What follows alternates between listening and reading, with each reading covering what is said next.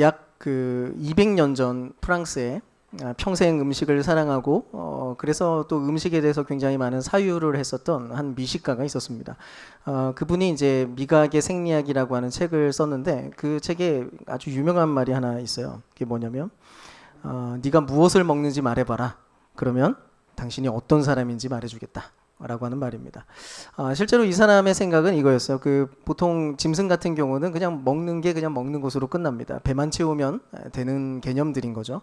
근데 사람은 먹는다는 것이 그냥 그런 것만은 아니라는 것입니다. 인간은 무엇을 어떻게 왜 또 누구와 함께 먹는지 의식하면서 선택하면서 어떤 음식들을 계속해서 먹는다는 거죠. 그래서 평소에 그가 즐겨 먹는 것과 먹는 방식과 이런 것들을 살펴보면 그가 무엇을 가치 있게 여기고 또 어떤 사람과 어울리며 또 어떤 교양을 가지고 있는지 이런 것들이 드러난다는 것이죠. 근데 재밌는 게 뭐냐면 실제로 성경을 보면 인류에게 닥쳤던 굉장히 큰 사건들과 문제들이 대부분 먹는 문제랑 관련되어 있다는 것을 좀 확인하게 됩니다. 인류 최초의 그 비극, 그것은 먹어서는 안 되는 성과학을 알게 하는 그 나무를 먹었기 때문에 일어났었던 사건이었고요. 또 새로운 인류가 시작되었던 그 노아 사건, 노아의 방주 이후에 노아가 나오고 나서는 노아가 포도주를 너무 많이 마셔서 취해버리는 탓에 아들 중 하나는 저주를 받게 되는 그런 일들까지 벌어집니다. 또 이스라엘이 광야 생활을 하면서 불평했었던 대부분의 이유도 사실은 먹는 것 때문에 불평했어요. 그러니까 이스라엘 백성들이 늘 불평하는 내용들은 다 먹는 문제였습니다. 만나를 먹으면서도 이집트에서 먹었었던 그 고기와 그 야채들과 뭐 이런 것들을 떠올리면서 계속해서 불평을 했었습니다. 근데 가장 재밌는 게 뭐냐면 성경의 마지막 장면이에요. 성경 마지막 장면을 보면 하늘과 땅이 만나게 되는데 그때 어린 양의 혼인잔치가 벌어집니다. 그리고 그 혼인잔치는 말 그대로 먹을 것이 풍성한 잔치였어요. 그리고 그곳에서 모두가 함께 먹고 마시면서 거대한 식탁 속에 모두가 즐거이 먹으면서 이야기가 끝나게 됩니다. 그러면서 오늘 우리가 읽은 이 본문 역시도 사실 먹는 것에 관련된 바로 그 이야기입니다. 즉 이런 문제예요. 인간은 과연 무엇으로 먹고 사는가? 그리고 무엇을 먹고 사는가? 인간이 진정으로 살게 되는 길은 과연 무엇인가? 인간의 참된 양식은 대체 무엇인가라는 질문입니다. 아무튼 우리가 오늘 이 본문이 사실은 많이 익숙하면서도 또 알고 보면 굉장히 심오하고 좀 어려운 이야기예요. 그래서 좀 이 얘기를 좀 살펴보면서 우리가 갖고 있는 오해가 무엇이었는지 그리고 현재 우리는 정말 무엇을 먹고 살고 있는지 이거를 진실하게 발견하고 반응하는 시간이 됐으면 좋겠습니다. 일단 오늘 이야기 전체 장면부터 좀 한번 훑어볼게요. 예수님께서 강론을 하실 때 갈릴리의 한 푸른 풀밭에 큰 무리가 모여들고 있었습니다. 예수님은 계속해서 사역을 하고 강론을 하고 계셨고 사람들이 예수님을 계속해서 이렇게 쫓아다녔어요. 굉장히 많은 인파들이 거기에 몰렸습니다. 남자만 5,000명에 여자와 아이까지 합하면 보통 그냥 10,000명은 그냥 넘었을 것이다 라고 예상을 합니다.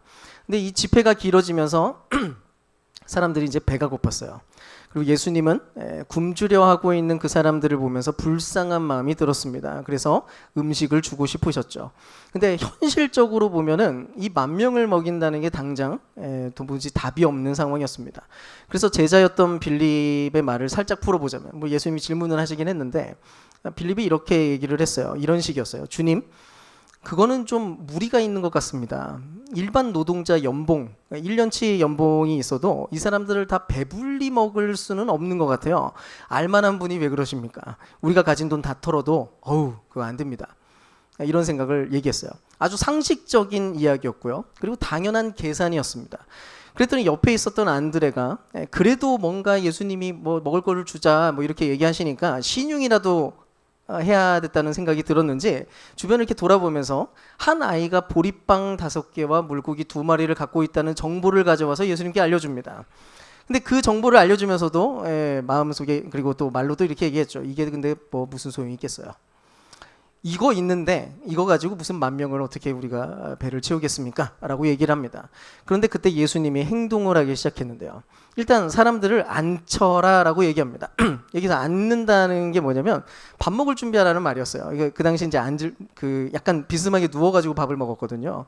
사람들이 이렇게 삼삼오오 앉혀가지고 이렇게 약간 비스하게 앉혀놓고 밥 먹을 준비를 해라 라는 거였습니다. 아무튼 그러고 난 다음에 예수님이 보리빵 5개와 물고기 2마리를 들고 하나님께 감사 기도를 드리더니 제자들에게 얘기합니다.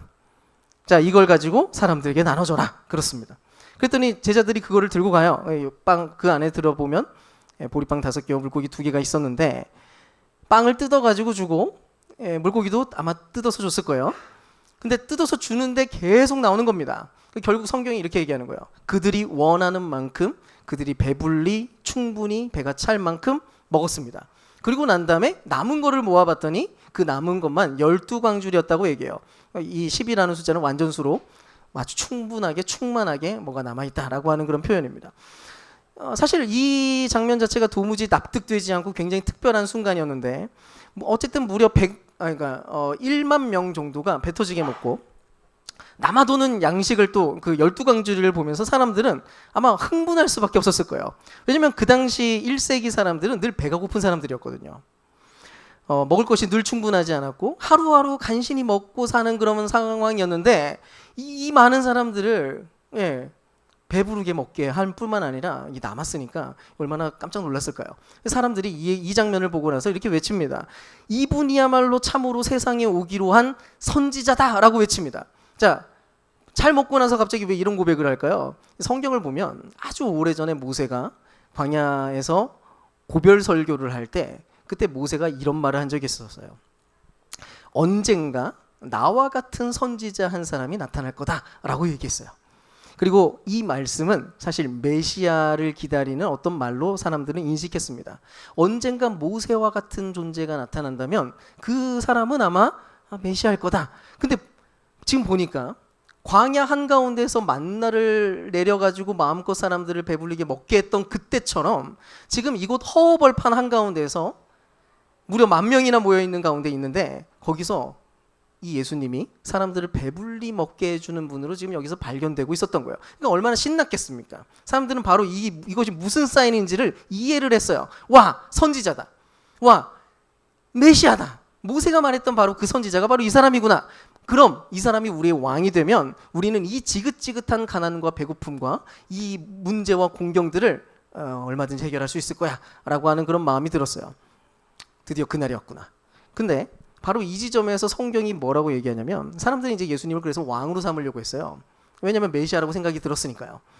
근데 이렇게 말합니다. 예수께서는 그들이 와서 자신을 강제로 붙들어 왕으로 삼으려는 것을 아시고 다시 산으로 홀로 물러가셨습니다 라고 얘기해요. 뭐라고 얘기해요?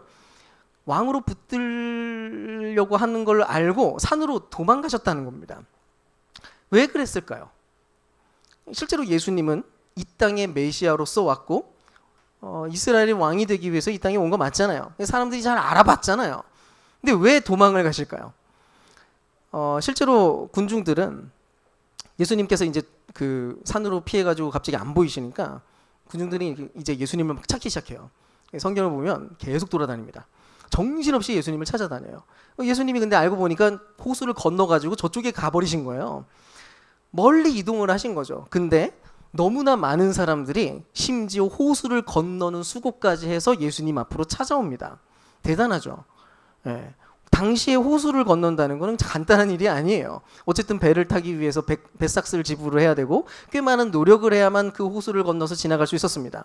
근데 이렇게 열정적인 사람들, 그러니까 예수님 앞에 어쨌든 그 정도로 열정적으로 예수님 막 수소문해가지고 그분을 찾아온 사람들에게 예수님이 이렇게 얘기를 해요. 26절을 한번 읽어봅시다. 네, 같이 한번 읽어보겠습니다. 시작. 진실로 진실로 너희에게 말한다. 너희가 나를 줄곧 찾는 것은 표적을 보았기 때문이 아니라 그 양식을 먹고 배불렀기 때문이다. 자, 뭐라고 합니까? 예수님이 지금 뭘 얘기하고 있냐면 이 사람들이 지금 예수님을 열심히 찾고 있었는데 예수님을 찾고 있는 진짜 이유를 폭로하고 있는 거예요. 주님이 지금 이렇게 말씀하고 있는 겁니다. 얘들아, 니들이 지금 진짜로 찾고 있는 건 사실 내가 아닌 거잖아. 너희는 내가 진짜 뭘 하려고 하고 내가 누구이고 나에 대해서 정말 알고 싶어하는 그런 마음들이 너에게 있는 건 별로 아니잖아. 내가 알고 있어. 너희가 마치 나를 지금 너무나 애타게 찾고 있는 것처럼 보이기는 하지만 그 이유는 뭐냐면 그냥 다시 먹여달라고, 다시 또 이런 기적을 베풀어 달라고, 나를 또 배부르게 해달라는 그런 요청인 거잖아.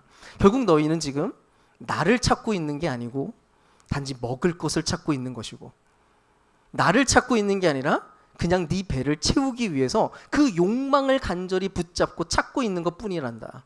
예수님 그렇게 얘기한 거예요. 아마 예수님을 열심히 쫓아다녔던 사람들에게는 이 말이 꽤나 충격적이었을지도 몰라요. 그러니까 아마 뼈 맞은 느낌이 아마 들었을 텐데 한번 생각을 해보세요.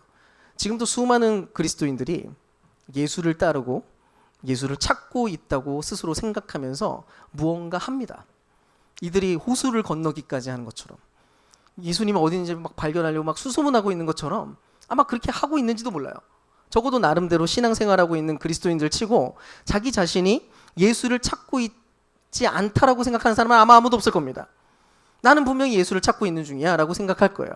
그래서 열심히 예배도 드리고 봉사도 하고 기도도 하고 스스로 자신은 예수님을 믿고 있고 그분을 따르고 있다라고 확신을 합니다. 교회 다니는 사람이라면 아마 다 똑같은 생각일 거예요. 근데 지금 이 상황에서 그렇게 어쨌든 모여든 사람들에게 예수님이 지금 초를 칩니다. 이렇게 말하는 거예요. 얘야, 지금 너 나 찾는 거 아니잖아. 솔직해져 보자. 너 나 찾고 있는 거 아니잖아. 너 사실은 돈 찾고 있는 거잖아. 너 사실은 성공 찾고 있는 거잖아. 아니면 신앙 좋은 사람이라고 하는 그 칭찬이나 혹은 명예를 찾고 있는 거잖아. 그 장로라고 하는 권위를 따고 싶어서 그런 거 아니야? 네가 갖고 싶은 그거 얻어내고 싶어서 지금 여기 이렇게 하고 있는 거 아니야? 근데 지금 예수님이 던진 이 진단은 사실 아주 오래전 이스라엘 이야기를 끄집어내는 내용이기도 했어요. 바로 하늘에서 내리던 만나를 먹던 이스라엘에 대한 고발이었습니다. 광야 생활을 하고 있었던 이스라엘은 매일 아침마다 하늘에서 내리는 만나를 가져다가 그 음식을 먹는 중이었어요. 그들에게 있어서 음식은 그냥 하늘에서 내려오는 그 만나뿐이었습니다. 굉장히 놀라운 삶의 방식이었죠. 예, 자기가 뭐죠? 뭐 씨를 뿌리고 뭐 하고 뭐 사냥을 나가고 이런 게 아니라 그냥 나가 보면은 거기에 있었어요. 그리고 이 모든 독특한 특별한 이런 삶의 방식은 굉장히 중요한 의미를 담고 있었습니다. 괜히 이렇게 하나님이 이스라엘을 인도하신 건 아니었어요. 신명기 8장 2절에서 3절을 보면 이렇게 얘기를 해요. 제가 읽어드릴게요. 너의 하나님 여호와께서 이 40년 동안 광야에서 너를 걸어가게 하신 그 모든 길을 기억하여라. 그것은 너를 낮추시고 너를 시험하셔서 내 마음에 무엇이 있는지를 알아보려 하심이었다. 그래서 그분은 너를 굶주리게 하셨고 만나를 먹게 하셨다. 이는 사람이 떡으로만 사는 것이 아니라 여호와의 입에서 나오는 모든 것으로 산다는 것을 너에게 알게 하시려 함이었다. 자, 뭐라고 얘기합니까? 이스라엘이 만나를 먹던 그 일은 그냥 평범하게 그냥 배 채우는 일이 아니었다는 거예요. 이것을 어떻게 어떤 생각으로 먹느냐가 훨씬 중요한 문제였습니다. 비록 매일 목말랐고요. 이들은 매일 걷다 보면 배고팠습니다. 날마다 그것을 느낄 수밖에 없는, 결핍을 느낄 수밖에 없는 광야 생활이었지만 그럼에도 불구하고 매일 아침마다 또다시 내리는 그 만나에 대한 그 경험 한가운데에서 과연 이들의 마음은 어디를 향할 것인가에 대해서 하나님은 계속해서 확인하고 싶으셨어요. 그 뭘 원했을까요? 그게 뭐냐면 사람이 떡, 양식만으로 사는 것이 아니라 여호와의 입에서 나오는 모든 것, 그분의 말씀으로 산다는 사실을 발견하고 그것을 진짜로 누리는 삶이 되기를 그분은 원하셨습니다. 그게 하나님의 목적이었어요. 다른 모든 사람들은 그냥 육신의 떡과 만족하는 것만으로 충분히 살 수 있다고 생각하며 살지만 적어도 내 백성 이스라엘이라면 이 세상의 본질을 알게 해주고 싶었던 거예요. 뭐가 진정한 것인지, 무엇이 진짜 삶인지. 그래서 그들이 40년 동안 광야 생활을 하면서 배워야 될 것은, 인간을 진정 살게 하는 것은 입으로 들어가고 있는 이 음식들이 아니라 사실은 그 음식을 주신, 날마다 내려주시는 그 하나님이시고 그분과의 그 독특하고 특별한 관계가 우리를 살게 한다라고 하는 것에 대해서 알기를 원했어요. 그래서 그분의 입에서 나오는 모든 말씀, 그렇게 살면, 그대로 살면 사라진다. 그게 인생이다. 그게 생명이다. 그분과 함께 동행하는 그 삶이야말로 진짜로 인간을 온전하게 만드는 그런 참된 생명이다. 바로 그 진리를 발견하고, 그래서 그들을 인도하신 하나님과 진정 깊은 신뢰와 사랑의 관계를 누리게 되기를 원했어요. 율법에 나오는 모든 목표가 그거예요. 나는 너의 하나님이 되고 너는 내 백성이 되자. 그렇게 우리 서로 사랑하자. 신뢰하자. 나는 너를 보호할 거야. 너는 나를 신뢰해서 내가 이끄는 길로 가자. 이거예요. 한마디로 그 만나는 그냥 먹을 게 아니었습니다. 표적이었죠. 만나 자체가 일종의 표적이었어요. 가리키고 있었어요. 방향을. 그분을. 그래서 32절, 33절을 보면 이렇게 얘기합니다. 예수께서 그들에게 말씀하셨습니다. 진실로 진실로 너희에게 말한다. 너희에게 하늘에서 내려온 양식을 주신 분은 모세가 아니다. 하늘에서 내려온 참된 양식을 너희에게 주시는 분은 내 아버지다. 하나님의 양식은 곧 하늘에서 내려와 세상에 생명을 주는 그분이다 라고 얘기해요. 결국 만나가 가리키는 표적이 뭐예요? 핵심은 이거예요. 진짜 양식이 뭐냐? 그 양식이 곧 하나님이시다라는 이야기였어요. 우리를 살게 하는 본질은 결국 세상에 생명을 주시는 그 하나님이라는 사실이었습니다. 근데 이스라엘에게 그 놀라운 만나가 40년이나 내렸는데 그 표적들이 그러니까 매일 제공됐던 거예요. 매일 표적이 내려왔어요. 그러니까 이스라엘은 그 표적을 보면서 과연 그 표적이 가리키고 있는 것에 도달했을까요? 진짜 양식인 하나님을 그들은 진정 먹을 수 있었을까요? 성경에서 발견하게 되는 것은 그럴 수 없었다는 것입니다. 우리가 잘 알고 있는 것처럼 만나는 그냥 배나 채울 것에 불과했고요. 그래서 만나를 먹는 동안 이스라엘 백성들은 끊임없이 만나를 먹으면서도 불평합니다. 맛이 없다고 불평했고요. 질린다고 불평합니다. 차라리 애굽에서 먹던 고기가 훨씬 나았고 차라리 야채를 먹던 때가 훨씬 좋았다고 이야기합니다. 그 노예 생활하던 때가 나에게는 오히려 더 큰 기쁨이었다고 얘기합니다. 충격이죠. 40년 내내 하늘 양식을 먹었는데도 정작 하나님과의 신뢰관계와 그분과의 사랑의 관계가 조금도 쌓이지 못한 장면들을 발견하게 됩니다. 인격적인 관계의 발전들은 이루어지지 못하고 이스라엘에게 원래 요구했었던 하나님의 진정한 소망들이, 목표들이 성취되지 못하는 걸 보게 되는 거예요. 이스라엘이 진짜로 하나님 나라라고 불렸던 이유가 뭘까요? 그들이 복을 받은 존재라고 일컬음을 받았던 이유가 뭐겠습니까? 그들이 부강해져서 군사력이 뛰어나서 그들이 똑똑해서요? 아니었습니다. 그들이 복을 누리고 있는 진짜 근원은 하나님과 그들이 매우 독특하고 특별한 관계를 맺고 있다는 사실 자체였어요. 다른 그 누구도 하나님을 아버지라고 부를 수 없었는데 그들은 하나님을 아버지로 둔 존재였습니다. 그래서 그분을 알아갈 수 있었고 그분을 사랑할 수 있는 존재였어요. 그래서 그걸 이렇게 배우게 하고 싶었던 거예요, 하나님은. 그래서 이렇게 독특한 방식으로 배울 기회들을 계속 줬는데 그들은 끝까지 엉뚱한 것만 붙듭니다. 전혀 쓸데없는 것들을 자기 정체성으로 삼고 살아가는 일들이 벌어져요. 바로 이게 1000년 동안의 이스라엘의 실패였어요. 그리고 지금 예수님 앞에서도 똑같이 일어나고 있는 현실이었어요. 여전히 하나님을 따라다녀요. 그들은 늘 하나님을 부릅니다. 지금도 예수님이 오셨을 때 그들은 예수님을 계속 집요하게 따라다니고 있습니다. 근데 놀라운 일이 벌어집니다. 하나님을 주목하지 않고 예수님을 뚜렷하게 바라보려고 시도하는 것이 아니라 그분이 주시는 것들, 그분이 제공하는 썩을 것들, 없어질 것들에 몰두하고 있는 바로 그런 일들이 계속해서 벌어지고 있었어요. 근데 여러분, 이런 일이 어쩌면 지금도 계속 반복되고 있는지도 모릅니다. 예를 좀 들어볼까요? 어떤 성도가 매일 새벽마다 기도를 합니다. 매일 새벽 기도를 나가요. 열심히 기도합니다. 한 2시간 해요. 너무 신실해 보이죠. 근데 그의 기도 제목, 2시간 내내 하는 기도 제목이 뭐냐면 이거예요. 아이가 공부를 잘해서 좋은 대학에 가고 취업을 잘하고 항상 건강하기를, 가정의 재정 문제가 잘 풀리기를, 형통하기를, 성공하기를. 물론 우리 인생의 걸음들에 필요한 것들이긴 하겠죠. 그걸 구한다고 당연히 잘못된 것은 아닙니다. 근데 만약 이런 기도가 전부라면, 우리가 기도하는 이유가 이것을 얻어내기 위한 거라면, 이것이 기도의 가장 중요한 이유가 되고 기도하는 내내 여기에 몰두하기 시작한다면 하나님이라는 존재는 언제나 그것을 얻어내기 위한 도구, 그 이상도 그 이하도 아니에요. 그분 도구가 됩니다. 실제로 이런 기도의 초점은 하나님이 아니에요. 기도를 열심히 하고 나면 하나님이 느껴지고 하나님이 막 알게 되고 예수님을 사랑하게 되고 이런 일이 잘 일어나지 않습니다. 하나님을 사랑한다는 고백 하겠죠. 근데 지나갑니다. 그냥 훑어서 상투적인 언어로 사랑하는 나의 주님 하면서 지나가요. 그냥 결국 한참 동안 몰입하는 건 뭐냐면 결국 내 욕망입니다. 잘 되기를, 부유해지기를, 형통하기를. 내가 간절히 소망하는 거기에 최선을 다해서 몰입하는 거예요. 내가 이루고 싶은 바로 그 양식, 하나님으로부터 얻어내고 싶은 그 양식들에 최선을 다해서 몰두합니다. 그리고 기대합니다. 그것을 주셨을 때 하나님 나를 사랑하는 거라고 인식하는 거예요.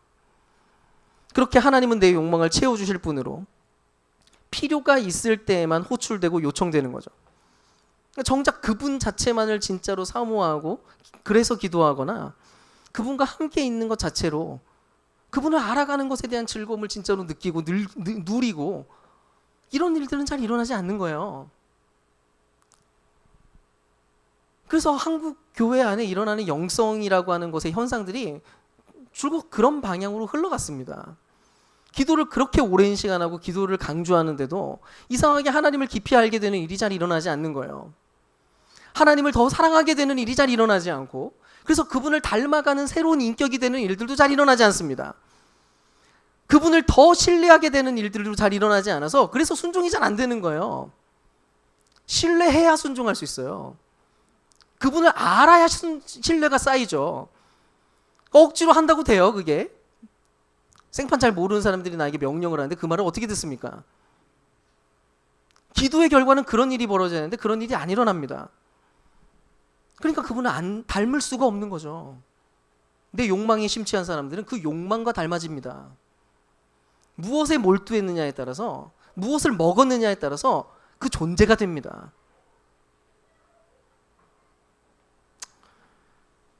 그래서 겨우 내가 원하는 것이 이루어졌을 때만 기뻐하는 거예요. 그때는 하나님이 막 좋은 분이에요. 내가 원하는 게 이루어지지 않으면 하나님은 별로 좋은 분이 아니에요. 그냥 별로 생각도 안 들어요. 관심도 없어요.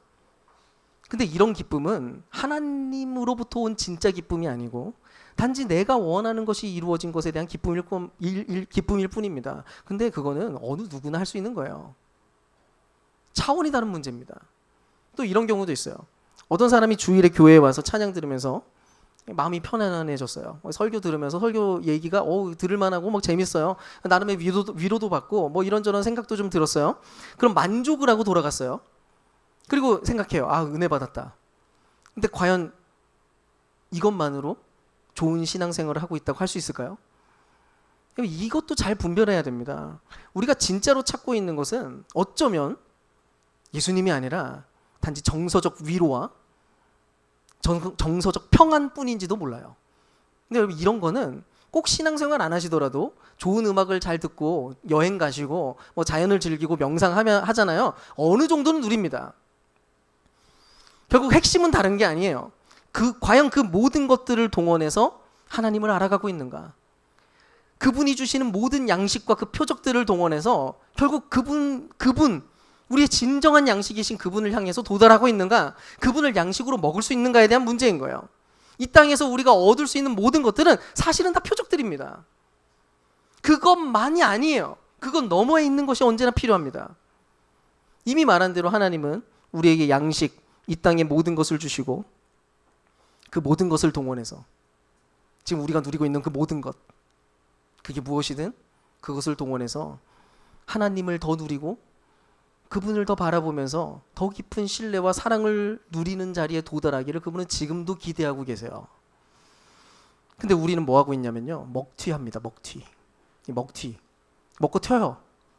지금 그러고 있어요.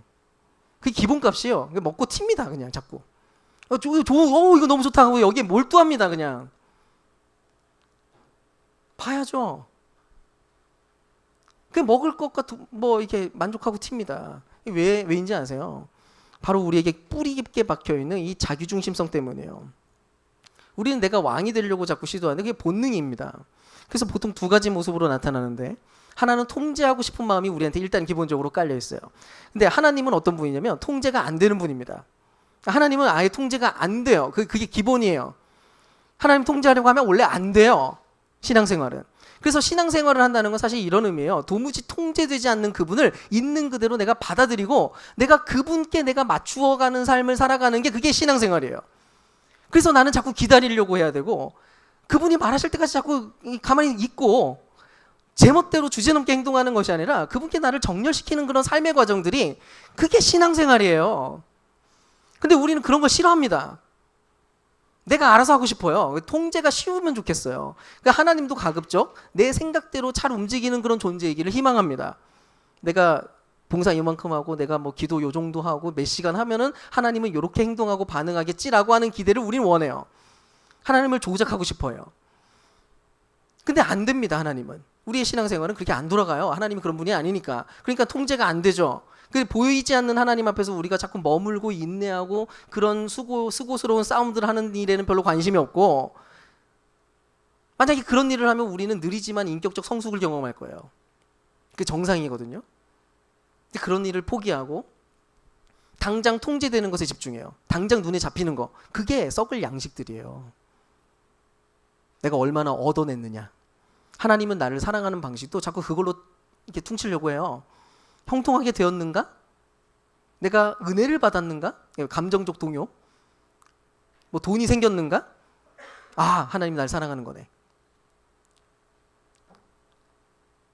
하나님은 인격이고 그 이상인데 그게 안 보이면 막 하나님이 날 안 사랑하는 것처럼 생각하고, 하나님 이미 날 사랑한다고 예수 그리스도를 보내주셨는데 그 강력한 증거조차도 우리는 무시하면서 삽니다. 자기중심성 때문에 그래요. 또 한 가지가 두려움인데요. 내가 주인공이에요. 그래서 내 인생도 내가 알아서 책임져야 된다는 생각으로 가득합니다. 그래서 만족할 만큼 채워져 있다고 생각이 들지 않으면 항상 불안에 시달려요. 실제로 우리가 살고 있는 세상은 늘 결핍이 있으니까. 그러니까 그러니까 결핍이 있으면 불안하잖아요. 불안한 사람이 하나님 앞에 머물러 있기가 별로 어렵습니다. 계속 불안해요. 그래서 하나님 앞에 침묵하고 잠잠히 그분 앞에 서 있는 게 잘 안 돼요. 왜냐하면 그건 너무 비효율적인 일이거든요. 예수님이랑 뭐 얘기하면서 그래도 뭐 감동이라도 있어야 되고 뭔가 깨달음이라도 있어야 그게 효율적이라고 생각해요. 근데 그런 것조차 없이 그냥 하나님 앞에 머물러 있는다? 비효율적인 일을 어떻게 합니까 우리가? 불안해서. 그러니까 차라리 하나님이 주시는 것들에 집중하면서 그거 달라고 할 때만, 그게 또 발견될 때만 의미 있는 일이라는 생각이 들어요. 그분과 함께 있는 기쁨, 그분과의 어떤 사랑, 그분과 동행하고 있는 그 모든 것. 근데 그런 것들을 다 돈이 뭐 채워져 있고 이런 거 다 채워져 있을 때나 하는 거라고 생각이 드는 거예요. 일단 주님 돈부터 먼저 주시고 성공부터 먼저 주시고 필요한 것부터 먼저 채워주십시오. 바로 이것이 우리가 처해 있는 공경입니다. 우리가 하고 있는 어쩔 수 없는 현실이에요. 하나님은 지금도 계속해서 표적을 주고 계세요. 우리에게 좋은 것 주십니다. 근데 이 모든 좋은 것을 누리면서도 우리는 거기에 도달하지 못하며 삽니다. 인간의 공경 한가운데서. 이거 어떻게 해야 될까요? 근데 예수님께서 오늘 이 끔찍한 인간의 공경과 절망 한가운데서 대답을 주십니다. 우리 51절 한번 같이 한번 읽어보겠습니다. 같이 읽겠습니다. 시작. 내가 곧 하늘에서 내려온 살아있는 양식이다. 누구든지 이 양식을 먹는 자는 영원히 살 것이다. 그리고 내가 줄 양식은 곧 내 살이다. 세상의 생명을 위해 내어줄 것이다. 아멘. 굉장히 어려운 말씀이에요. 예수님의 이 말씀은 그 당시 사람들에게는 굉장히 큰 충격이었습니다. 아니, 살을 먹으라니, 뭐 인육을 먹으라는 말인가? 덕분에 다들 굉장히 당황합니다. 그리고 당연히 그런 의미는 아니었죠. 그래서 지금 좀 대체 이게 무슨 말인지 이 말씀을 좀 이해를 해봅시다.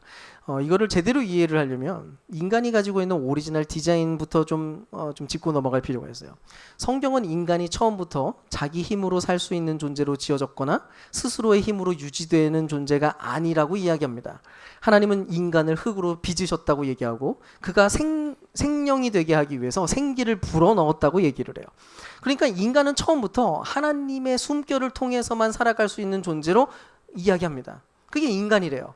그래서 하나님은 하늘에서 내리는 만나를 통해서 사실 이스라엘이 그걸 가르쳤던 거예요. 너희는 그걸로 사는 게 아니라 나의 숨결로 사는 거야 라고 하면서 가르쳤던 내용이었던 거예요. 만나가 하늘에서부터 내리는 그 장면을 보고 그 명확한 이미지였어요. 하늘에서 막 내려와. 그거 보고 이해하라고. 또 만나를 먹으면서 그것을 내려주신 하나님을, 그 하늘을 바라보라고. 그래서 마침내 그것을 내려주시는 그 진짜 생명의 근원이신 아버지를 주목하는 일. 근데 이미 말한 대로 인간은 공경에 처해 있어요. 그럴 수 있는 존재가 아니에요. 아무리 좋은 것을 주고 가르쳐줘도 그게 잘 안 된다는 거예요. 언제나 당장 그거 먹는 그것이 훨씬 더 중요하게 생각될 뿐이었습니다. 근데 그런 방식으로는 인간이 구원받을 수 없었다는 거예요. 결국 하나님이 다른 방식을 택하셨습니다. 그게 뭐냐면 아예 하나님 자신이 직접 만나가 되기로 결정하신 거예요. 참된 양식이신 하나님께서 직접 육체가 되어 이 땅에 내려오셨고 마침내 자기의 살점을 떼어서 우리 모두에게 양식으로 내어주겠다는 상상을 초월하는 계획을 세우셨습니다. 그리고 바로 이것이 예수님이 주시는 대안이자 놀라운 복음의 소식이에요. 이미 말한 대로 우리는 공경에 빠져 있어요. 뼛속 깊이 박혀있는 이 자기중심성 때문에 하나님이 어떤 양식을 보여주면서 어떤 표적을 우리에게 보여주면서 그 방향으로 우리가 살아갈 수 있도록 가르친다 한들 그 어떤 것을 누리든 결국 우리는 그거를 먹으면서도 하나님을 바라보지 못하게 되고 그분과 깊어지는 일들이 잘 일어나지 못합니다. 그게 우리의 공경이라고 했어요. 그래서 하나님이 아예 방식을 바꾼 거예요.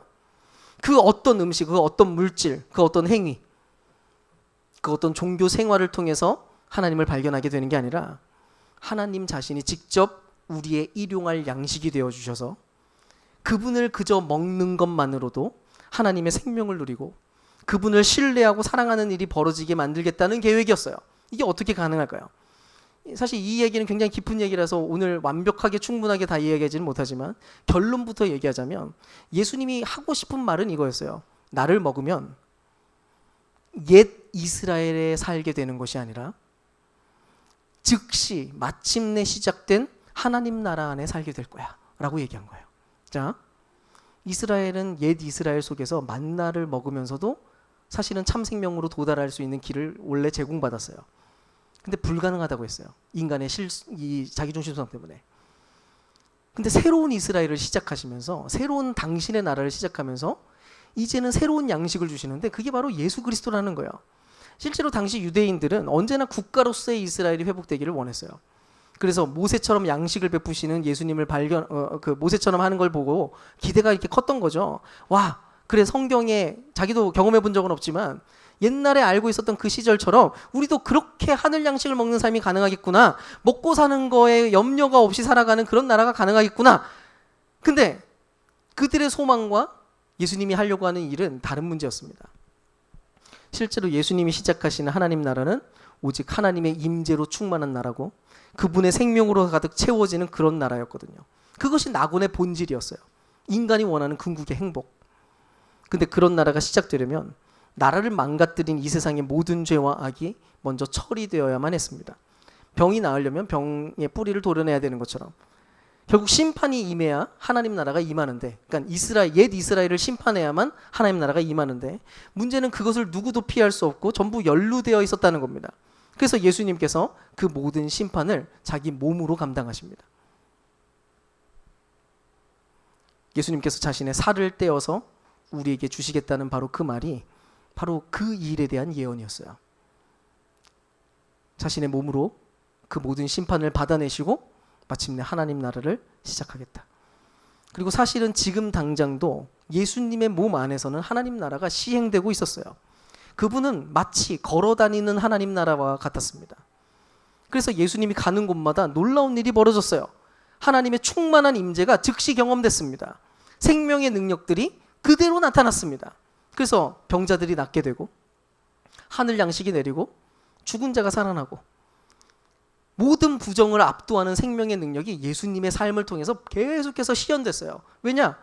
예수님 안에 하나님 나라가 이미 존재하고 있었어요. 자, 이쯤에서 생각해 봅시다.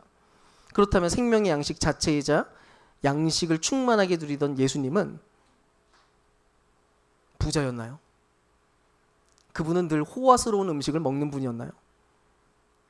그분은 세상에 있는 모든 그 양식으로 충만했습니까? 아니에요. 그분은 오히려 홈리스였고요. 가진 것 하나도 없었고 심지어 나중에는 십자가에 처형이나 당하는 모습으로 발견됩니다. 근데 확신하건대 그분은 이미 양식으로 충만했고요. 세상 그 누구보다도 행복하고 부유한 존재였습니다. 그리고 지금 주님께서 얘기하시는 거예요. 나는 늘 하나님의 양식을 누리고 있고 내가 바로 하나님의 그 생명의 양식이다. 내가 날마다 하나님의 양식을 먹고 지금도 풍족하고 풍요롭게 살고 있는 것처럼 바로 그 생명 안에서 하나님 나라의 삶을 지금 살아가고 있는 것처럼 이제 너희도 나를 먹으면 너희도 그 똑같은 나라에서 살게 될 거야. 너희도 나처럼 내가 지금 누리고 있는 그 풍성한 삶을 누리게 될 거야 라고 하는 그런 선포였던 거예요. 예수를 먹는 일이야말로 그 나라에 사는 방식이 되고, 우리가 예수를 먹는 존재가 될 때 그 나라의 백성이라는 것이 확인될 거라는 것입니다. 결국 예수를 먹는 그 자리에서 우리를 공경에 빠뜨린 그 자기중심성이 무너지고 마침내 그분의 나라가 시작된다는 거였어요. 즉 우리가 사는 길은 예수를 먹는 삶에 있습니다. 그게 예수께서 지금 시작하신 새로운 하나님 나라예요. 그러면 이제 우리가 이제 고민해야 될 것은 아주 단순해졌습니다. 대체 어떻게 예수를 양식으로 삼고 그분을 먹을 수 있는 것일까요? 그 힌트가 27절에서 29절에서 발견됩니다. 제가 읽어드릴게요. 썩어 없어질 양식을 위해 일하지 마라. 영원한 생명에 이르도록 머무는 그 양식을 위해 일하라. 그 양식은 인자가 너희에게 줄 것이다. 아버지 하나님께서 인자에게 인을 치셨기 때문이다. 그들이 예수께 물었습니다. 저희가 무엇을 해야 하나님의 일들을 행하는 것이 되겠습니까? 예수께서 그들에게 대답하셨습니다. 하나님의 일이란 바로 이것이다. 그분이 보내신 분을 너희가 믿는 것이다. 아멘. 썩을 양식을 위해서 일하지 않는 방법, 참된 양식을 먹기 위해 일하는 방법은 이것뿐이래요. 뭐라고 얘기합니까? 그분이 보내신 분을 너희가 믿는 것이다. 자, 그러면 이제 또 궁금한 게 있어요. 믿는다는 게 대체 뭘까요? 우리는 흔히 믿음을 그냥 그분의 프로필을 받아들이고 머리로 인정해 주는 것쯤으로 생각을 합니다. 그게 아니면 그분을 믿으면 구원을 받는다는 교리에 대해서 지적으로 동의하는 것으로 이야기돼요. 내가 압니다. 예, 믿습니다. 지적으로 동의합니다. 근데 이건 그런 의미를 얘기하는 게 아니에요. 이거는 인격적 신뢰에 대한 얘기거든요. 단지 그분의 프로필을 외우고 알면 된다는 게 아니고, 예수와 인격적으로 소통을 하고 그분과의 진짜 추억이 쌓이고 더 알게 되고 더 사랑하게 되는 일을 얘기하고 있는 겁니다. 그래서 진짜로 예수님을 믿으면 일어나는 일이 뭔지 아십니까? 평생토록 그분과 추억이 쌓입니다. 그분에 대해서 알게 된 그 시점에 대한 내용들이 중요한 게 아니라, 그거는 말 그대로 시작 지점에 불과하고 평생을 살아가는 내내 그분과의 추억이 계속해서 더해갑니다. 그래서 시간이 지나면 지날수록 그분을 더 알게 되고요. 알게 된 만큼 그분이 얼마나 매력적인 분인지를 알게 되고요. 그 매력 때문에 사랑하게 됩니다. 그 사랑이 더 깊어집니다. 잠시간의 감정적인 충돌의 그 사랑이 아니라 매우 인격적이고 신뢰가 깊은 그런 사랑의 지점까지 계속해서 나아가게 됩니다. 그게 신앙입니다. 그래서 진짜 신앙인은 그 사랑이 점점 더 커집니다. 근데 이상한 일이 벌어지는 거예요. 예수님을 믿는다라고 하는 말은 너무 흔한데 시간이 지날수록 그분의 사랑이 깊어지고 있는 이야기들이 교회 안에서 잘 안 들립니다. 자꾸 옛날 얘기만 합니다. 하나님과의 그 사랑과 막 이 얘기를 해보라고 하면 바로 지금 깊어진 이야기가 막 그냥 자연스럽게 흘러나오는 게 아니라, 옛날 청년 때 그랬지, 예전에 수련회 때 내가 참 은혜 받았지, 이러고 있어요. 말도 안 되는 얘기입니다. 정상적으로 사랑을 하고 있으면 그 사랑의 추억들이 계속 쌓여가지고 예전에와 지금을 비교해 볼 때 지금이 훨씬 더 깊은 사랑의 이야기를 할 수 있어야 돼요. 그게 정상입니다. 자꾸 그게 안 나오고 이런 소리만 하고 옛날 얘기하잖아요. 그럼 뭔가 심각한 상태인 거예요. 이건 누가 봐도 예수님이랑 하나도 안 친해진 거예요. 살아있는 신뢰관계가 아닌 거죠. 무슨 이벤트가 된 거예요. 인격적 관계는 이벤트가 아니거든요. 삶에서 일어나는 계속된 추억이지. 그러니까 여러분, 예수님을 먹는다는 것은 이런 의미예요. 예수를 인격적으로 매일, 왜요? 양식은 매일 먹어야 돼요. 매일 인격을, 그 얼굴을 마주하고 그분과 계속해서 이야기를 나누고 그분과 함께 시간을 보내고 진짜로 그분이 어떤 분이신지 알아가는 일들을 지속하는 일인 겁니다. 이게 그리스도인들의 표지예요. 이런 사람이 예수를 믿는 사람들이에요. 매일매일. 생각해 보세요. 하늘의 양식이 직접 이 땅에 왔어요. 하늘의 양식이 표적으로만 존재했는데 아예 그분이 와버렸어요. 그리고 마침내 시작된 하나님 나라 안에서 우리를 진정으로 살게 하는 그 생명의 양식을 매일 먹을 수 있대요. 우리는 그분께 나아가기만 하면 그분을 먹을 수 있어요. 그분을 믿을 수 있고 그분과 신뢰관계를 쌓을 수 있어요. 그게 예수님이 우리의 양식이 되었다는 것이고 이것만이 우리를 진짜로 살아있게 만드는 유일한 양식입니다. 이렇게 하잖아요. 우리는 삽니다. 이거를 진짜로 믿으면, 이 진리를 받아들이면 어떻게 우리가 예수를 안 먹고 삽니까? 어떻게 신앙생활이라고 하는 것을 예수를 먹지 않는 삶을 유지하면서 그냥 괜찮다고 생각하십니까? 안 믿으니까. 예수가 생명의 양식이라는 걸 안 믿으니까. 그 양식을 먹을 때만 우리가 그 나라 안에서 진짜로 누리며 살아갈 수 있다는 것을 사실은 안 믿으니까. 그래서 안 먹는 거 아니에요? 믿으면 먹어야죠. 그게 살 길인데, 그게 얼마나 좋은 건데. 게다가 이건 특별한 비법이 있는 거야 아닙니다. 뭐 수련회 가가지고 부흥회 가고 대단한 설교를 들어야 그분을 먹는 게 아니에요. 다시 말하지만 이거는 살아있는 인격, 그분과의 신뢰와 사랑을 쌓아가는 것만이 목표예요. 그래서 답이 굉장히 단순해집니다. 원래 모든 인격적 관계가 차근차근 뭐 시간을 같이 보내고 대화를 하고 솔직하게 그 대화를 나누면 잘하게 되고 성장하듯이 예수님과도 그냥 그렇게 하면 돼요. 친해지려면 적어도 시간을 그래도 같이 보내야죠. 특별한 대화를 하지 않더라도 그분과 함께 머무는 시간 자체가 우리에겐 너무 소중합니다. 그거를 그냥 기억하시면 돼요. 그래서 그냥 주님이라고 외치면서 그분 앞에 있기만 하면 돼요. 그러다 보면 할 말이 생겨요. 할 말 없어도 돼요. 같이 있는 것만으로도 좋아요. 그거를 즐기세요. 그 시간이 먹는 시간이에요. 그분은 우리를 늘 사랑하십니다. 우리한테 뭘 추궁하지 않으시고요. 자꾸 미션 주는 분은 아니에요. 우리에게 팔을 벌리고 우리를 안아주시는 분입니다. 그분 안에서 그냥 가만히 머물러도 돼요. 그리고 그분이 하는 말씀을 들어보면서 솔직하게 반응하는 겁니다. 좋으면 좋다고 고백하고, 모르겠으면 모르겠다고 말하고, 힘들면 힘들다고 말하고, 떼쓰기도 하고. 우리를 절대로 밀어내지 않으시고 용납하시고 책임지시고 받아주시는 그분 앞에서 매일매일 자유로운 대화를 나누는 겁니다. 아마 처음에는 별로 안 친하겠죠. 처음 만났는데 뭘 얼마나 친하겠어요. 그분이 우리를 일방적으로 사랑하신 거지 아직 우리가 별로 안 친할 수도 있습니다. 근데 어색할 수 있는데 그 시간을 포기하지 않고 계속해서 나아가시잖아요. 친해집니다. 진짜입니다. 이게 우리가 믿는 신앙입니다. 그분 살아계시거든요. 인격적인 그분과의 추억이 날마다 쌓이고 쌓이다 보면 점점 더 알게 되는 거예요. 그분이 얼마나 사랑스러운 분인지, 얼마나 아름다운 존재인지. 굳이 많은 설명을 해야 되는 게 아니라 그냥 누가 물어봐요. 너 어떻게 이렇게 사랑하니? 이렇게 물어보면 그냥 몰라 나도. 근데 너무 사랑스럽고 난 하나님이 너무 좋아. 이보다 더 좋은 게 없어. 이것보다 배부른 게 어딨어. 이게 진짜로 나오면 이게 예수를 먹는 사람들인 거예요. 여러분, 우리의 순종이 그렇게 깊어지고 우리가 예수를 더 닮게 되는 일도 사실은 그런 일들 속에서 나오는 자연스러운 과정인 겁니다. 예수를 먹는 사람들은 필연적으로 잘하게 돼 있어요.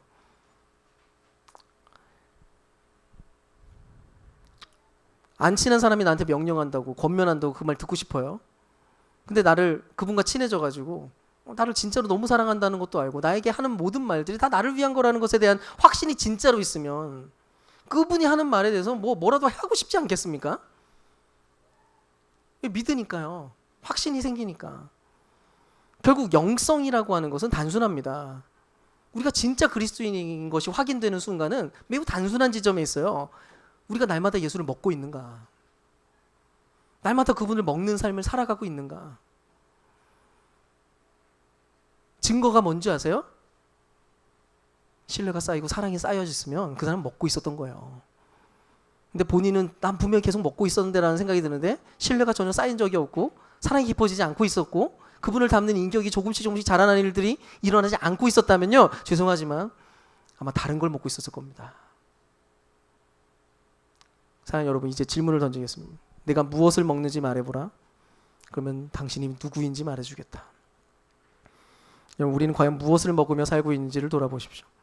우리가 진짜로 예수를 먹고 있는지, 아니면 엉뚱한 종교 생활만 먹고 있고 다른 불량식품들이나 별식들만 챙겨 먹으려고 시도하고 있는 건 아닌지 말입니다. 우리가 진짜 하나님 나라 백성인지 아닌지는 우리가 입으로 하는 그 고백으로 증명되지 않습니다. 우리가 하고 있는 교회의 모습이나 종교 생활의 양식으로 증명되는 것도 아닙니다. 오직 하나밖에 없습니다. 우리가 매일 무엇을 먹고 살고 있는가? 정말 그리스도를 매일 먹고 그분과의 신뢰가 더해가는 삶을 살고 있는가에 달렸습니다. 오늘 주님이 우리에게 이렇게 초대합니다. 이것이 하늘에서 내려온 그 양식이다. 너희 조상들이 만나를 먹고도 죽은 것과는 다르다. 이 양식을 먹는 자는 영원히 살 것이다. 여러분, 이 초대에 진실하게 반응하시고 날마다 그분을 먹는 인생으로 그렇게 하나님 나라 백성으로 발견되는 저와 여러분 될 수 있기를 주님의 이름으로 축원드립니다.